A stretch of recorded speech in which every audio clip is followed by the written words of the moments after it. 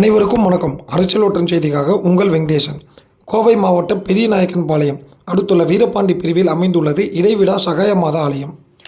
இவ்வாலயத்தில் கற்களால் கட்டப்பட்ட கொடிக்கம்பம் கோவை மறைமாவட்ட விஜி அருள் திரு மரிய ஜோசப் தனீஷ் அவர்களால் மந்திரிக்கப்பட்டு கொடியேற்றப்பட்டது.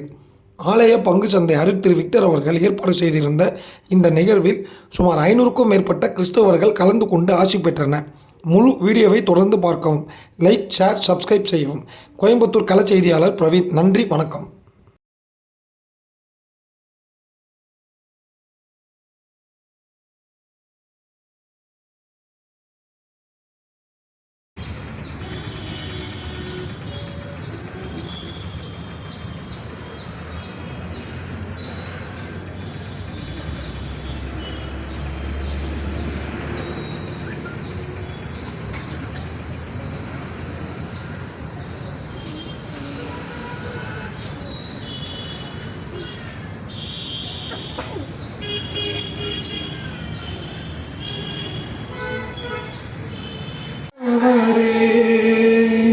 சீனாய் மலையினிலே